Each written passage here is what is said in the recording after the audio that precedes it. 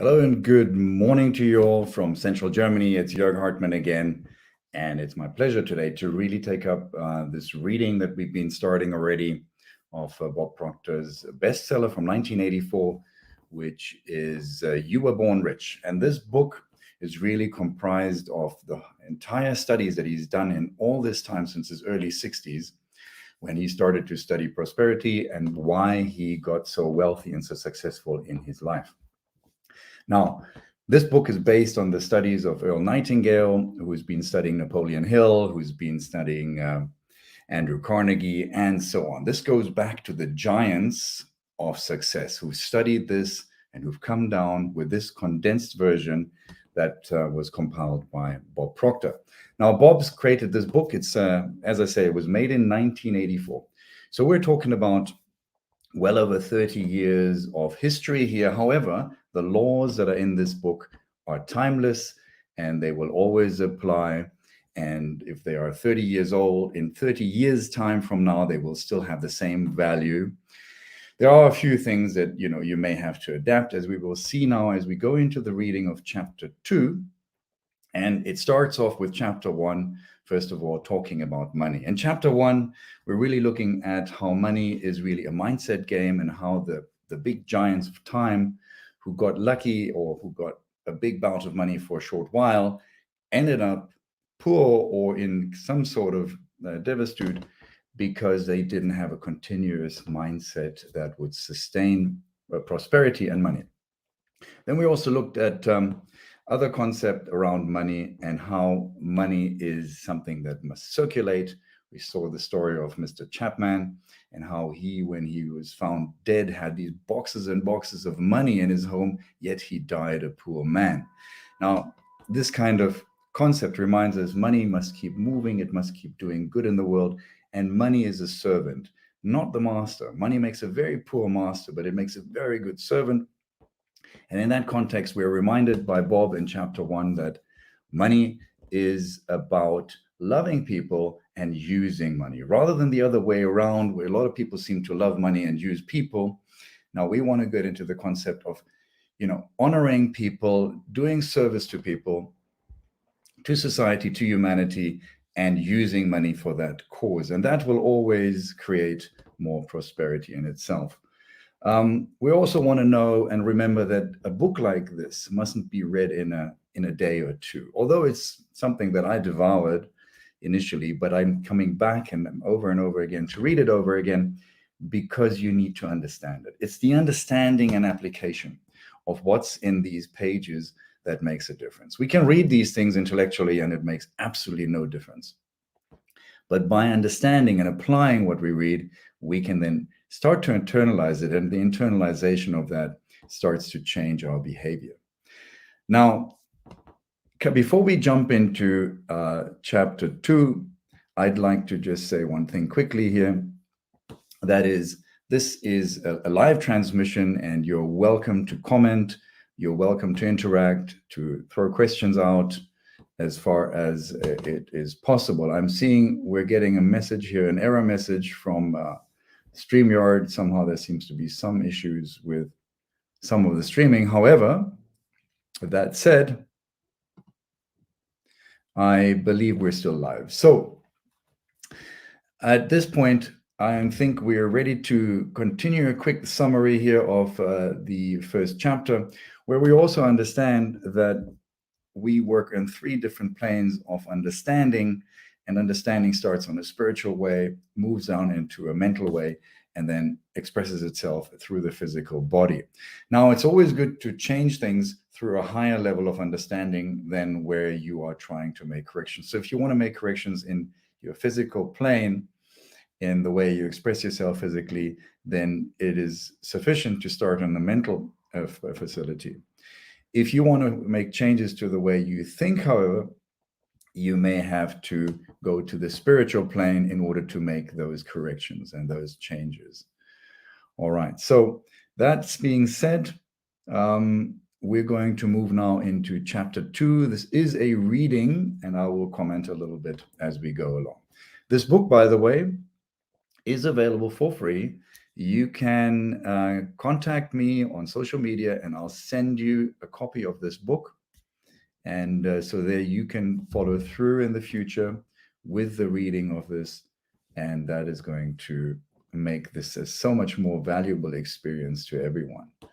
So, chapter 2 is labeled How Much is Enough? And I will just throw in the banner. And it starts like this. It starts with a quote of Earl Nightingale.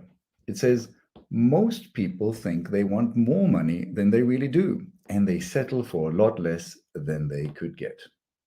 Beautiful quote by Earl Nightingale, and it summarizes how we all seem to think about money.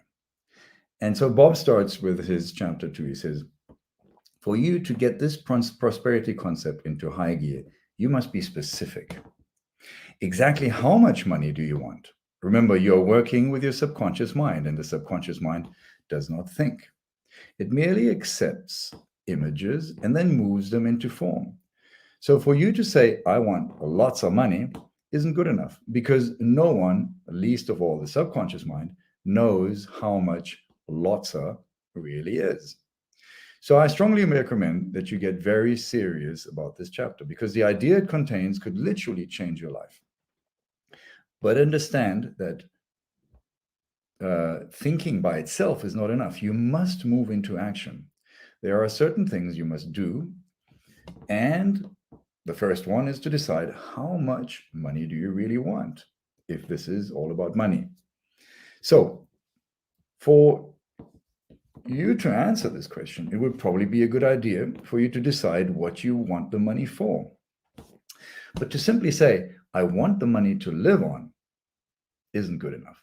You should realize your society is structured in such a way that the government will keep you. In fact, in most places, they will even mail a check to you so that you can sit at home and still receive a living wage. Now, at this point, you're probably, and I hope that you are, saying to yourself, "Oh yeah, I know that, but I do want to live better than that." Well, let's get specific. How much better? Bearing in mind that this kind of an exercise is going to require some serious planning on your part, get out a sheet of paper and draw up a list of all the things or activities that you plan to spend money on over the course of the next year. Now, to assist you in getting started with your list, I have outlined several sample categories for you below. And this is Bob. Remember, this is Bob in 1984.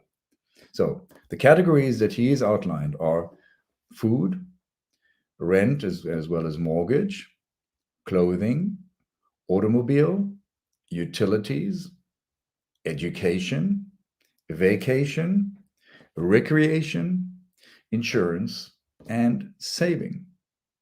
Now, you may find that there are one or two things that you probably don't find so important, and you might want to replace them by others that you find more important. As I say, this book was created in 1984.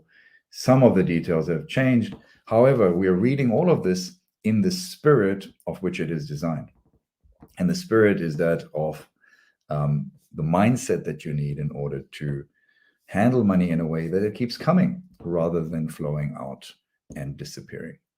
So understandably, these are just a few of the many possibilities. So keep working on your own list until it is complete. And remember, you do not fill in the amounts that you're now spending.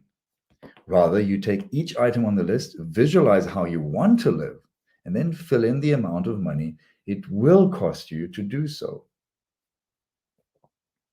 For example, you might only go out to a nice restaurant to dine on very special occasions.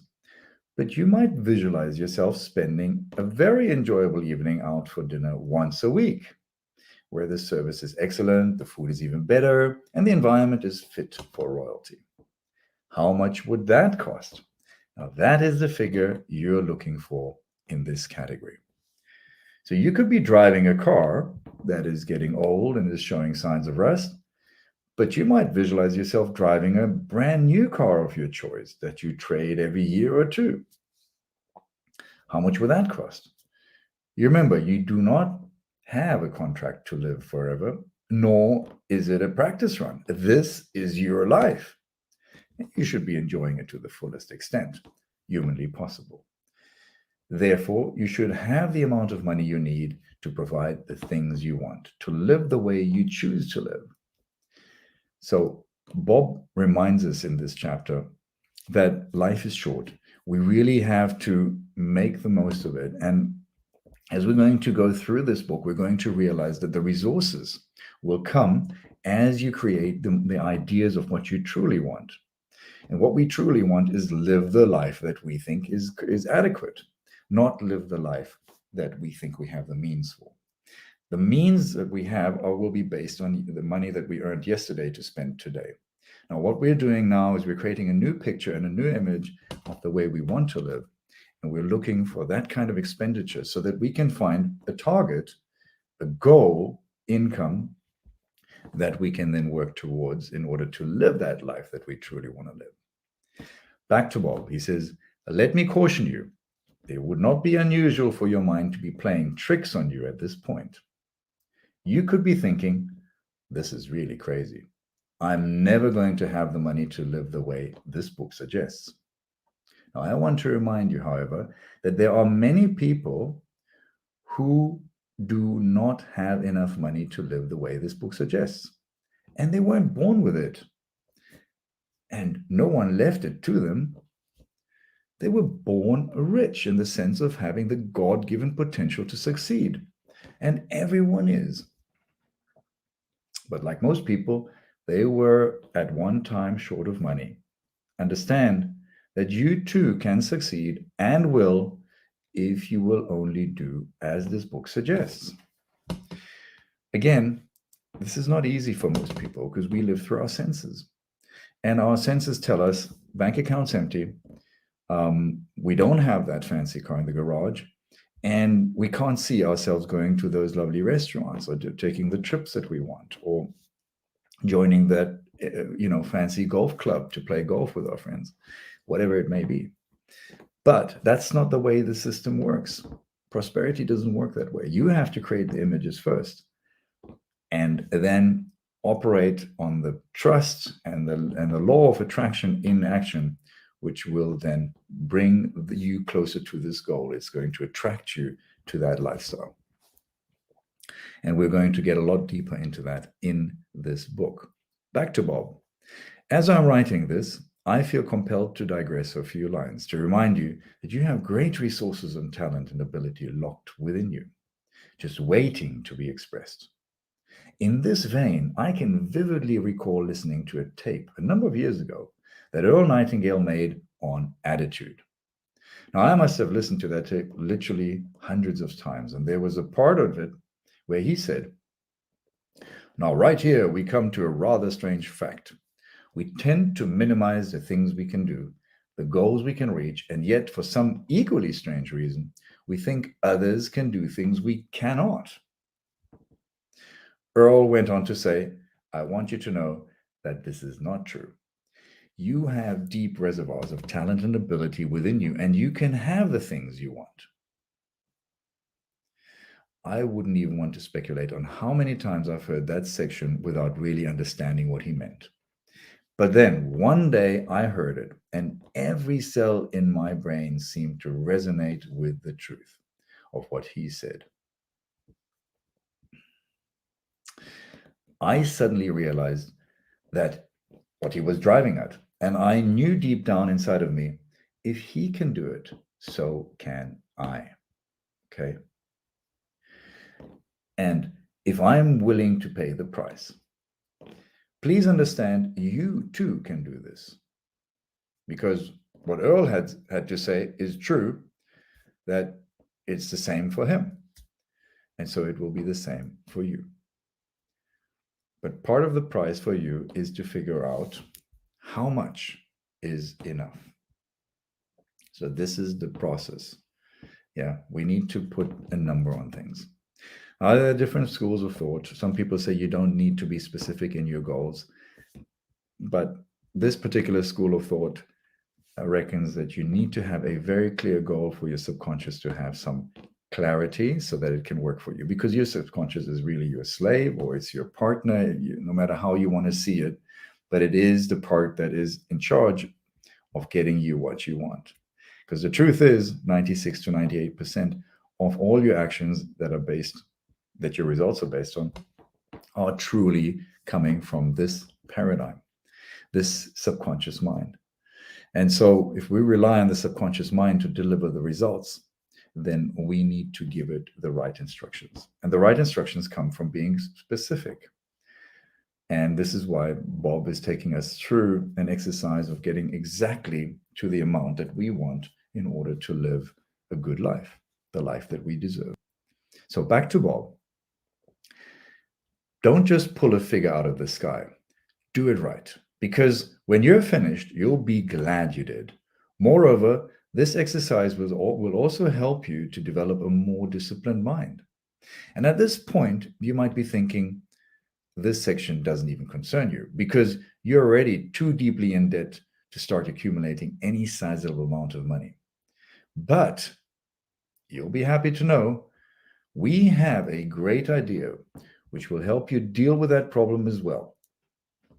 Furthermore, you'll be delighted to know that in many situations, and yours may be one of them, a person can become wealthy even if he or she has never earned any money other than what they're earning currently.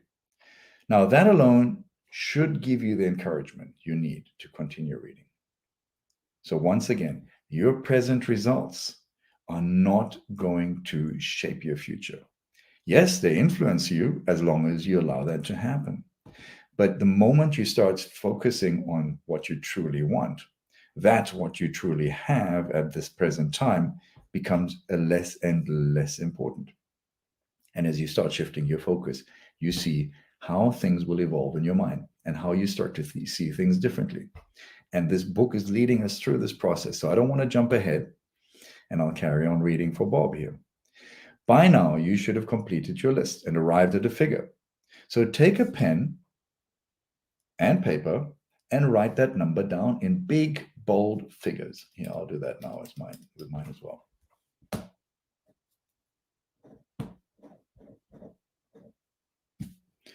So now clear your mind of that idea and move on with me to another very important idea. Realize that although this idea might not apply specifically to you, at least at the present time, it certainly will apply to many readers.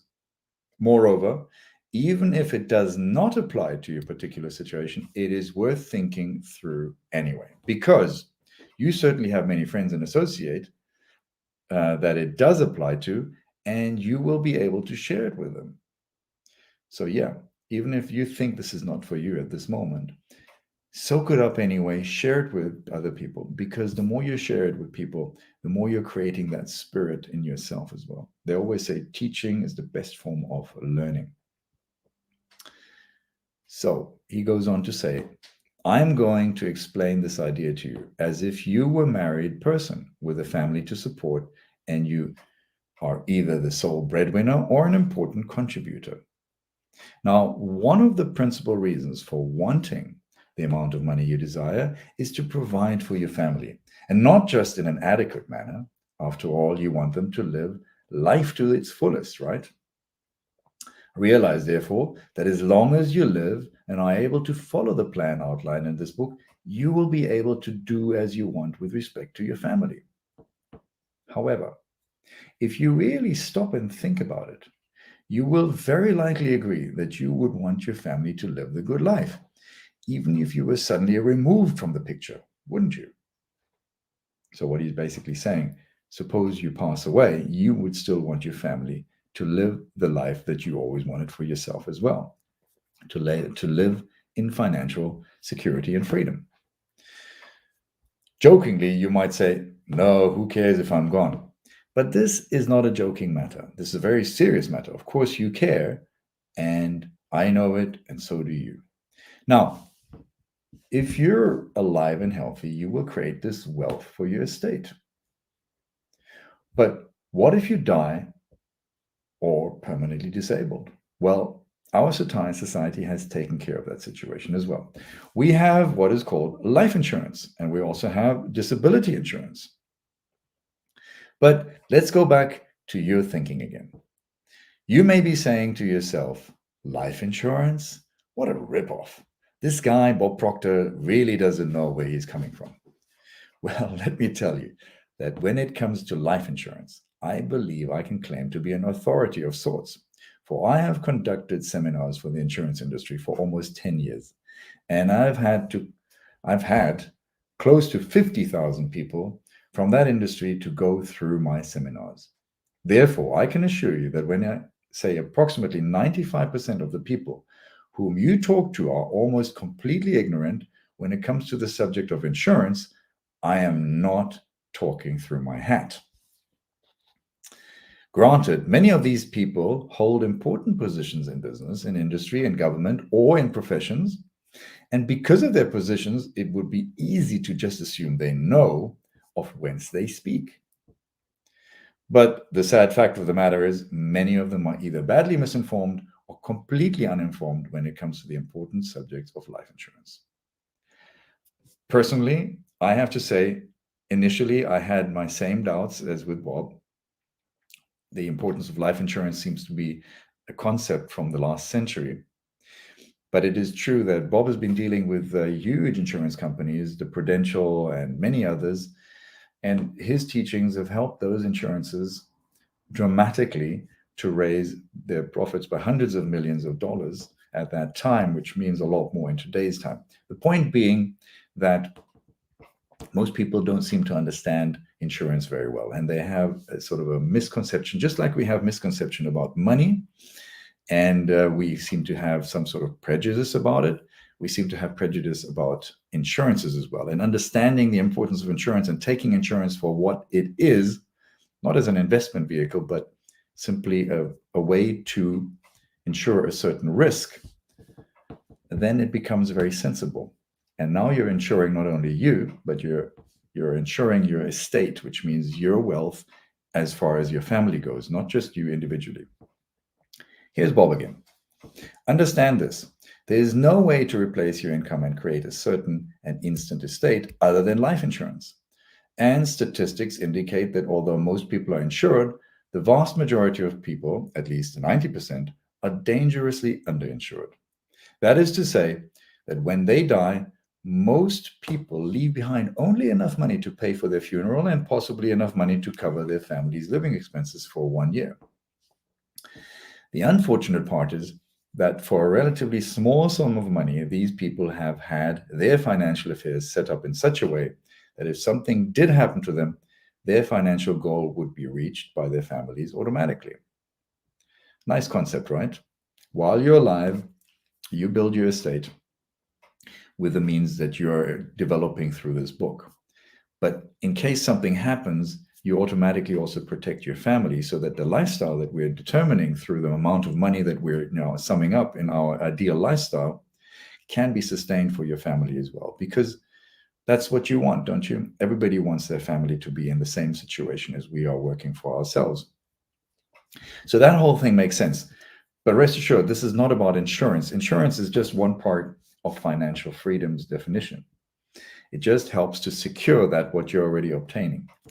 Now, since this book is designed to help you reach a substantial financial goal, I feel duty-bound to include the information on life insurance.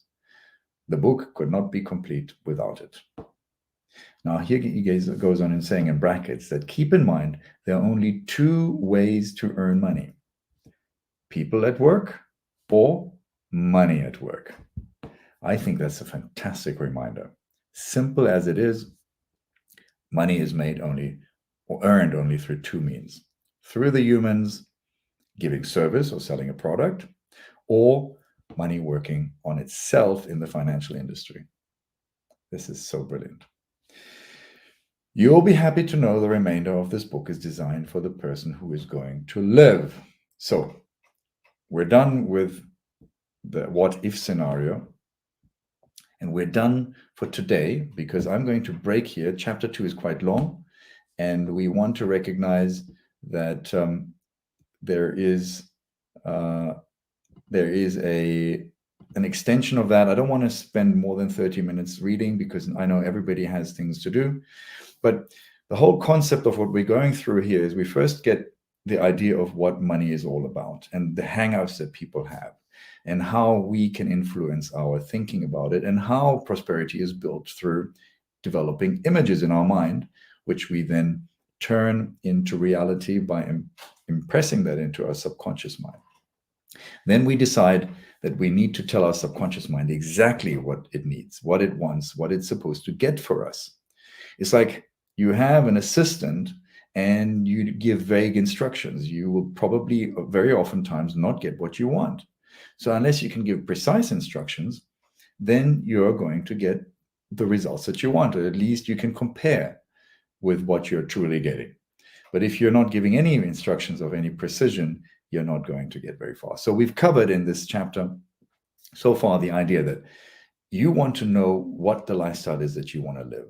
And so we wanted to create that ideal lifestyle and put a number on it. A number meaning the income that you would need to live all that lifestyle that you want to live. And we looked at all those different factors like cars and restaurants and vacations and maybe the house you want to live in and all of those things, and then come up with a number that you believe will serve that lifestyle very well.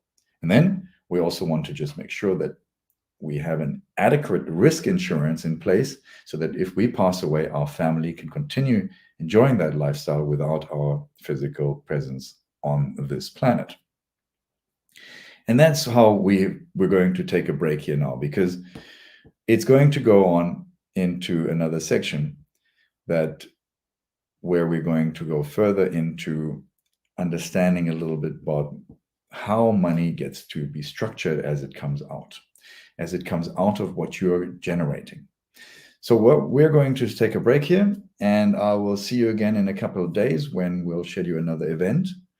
And I look forward to seeing you then. In the meantime, please post any questions that you may have, or if you have any comments, just type them in here into the comment section. Drop your comments, even post in the replays that you may be able to access later on.